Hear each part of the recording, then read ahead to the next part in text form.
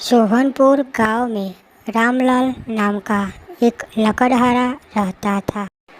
वो अपनी जीविका चलाने के लिए गांव के पास के ही जंगल से रोज लकड़ियां चुनता और उन्हें बेचकर कुछ पैसे कमा लेता था। इसी तरह उसका गुजारा चल रहा था। कुछ दिनों के बाद रामालाल की शादी हो गई। उसकी पत्नी बड़ी खर्चीली थी, इसलिए अब उतनी लकड़ियों को बेचकर घर चलाना मुश्किल हो गया था। अगर पैसे न मिले तो रुठ जाती थी। रामालाल अपनी पत्नी से बहुत प्यार करता था। रामालाल ने ठान लिया कि वो अब ज़्यादा लकड़ियाँ इकट्ठा करके बेचेगा, ताकि उसकी पत्नी को रोज़ रोज़ पैसों की कमी न हो। पत्नी की इच्छा पूरी करने के लिए आज रामालाल घने जंगल में लकड़ियाँ काटने चला गया था। ज़्यादा लकड़ियाँ इकट्ठा करके उसे शहर में बेच दिया था। फिर खुश होकर रामालाल ने सारे पैसे अपनी पत्नी को दे दिए। अब रोज़ रामालाल ऐसा ही करने लगा। देखते ही देखते उसके मन में लालच इतना बढ़ गया कि उसने धीरे धीरे पेड़ काटना भी शुरू कर दिया।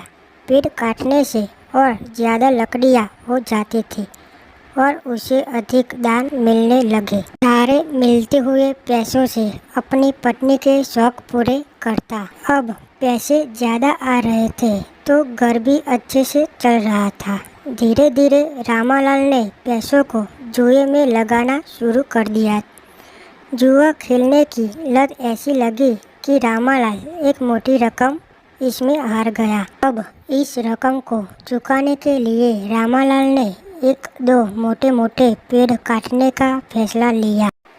जैसे ही रामालाल ने जंगल में जाकर अपनी कुल्हाड़ी को एक बड़े से पेड़ पर चलाने की कोशिश की तो उस पर पेड़ की टहनी ने हमला कर दिया। रामालाल चौंक गया। फिर उसे पेड़ की एक टहनी ने लपेट लिया था। रामालाल कुछ समझ नहीं पाया कि यह सब क्या हो रहा है।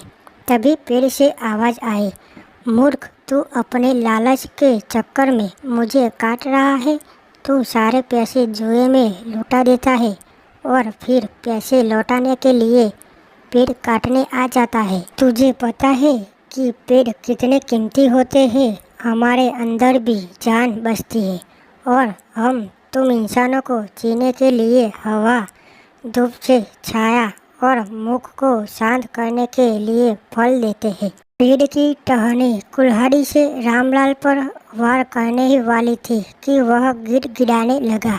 उसने माफ़ी मांगते हुए कहा, मुझसे गलती हुई है, लेकिन मुझे सुधरने का एक मौका दो।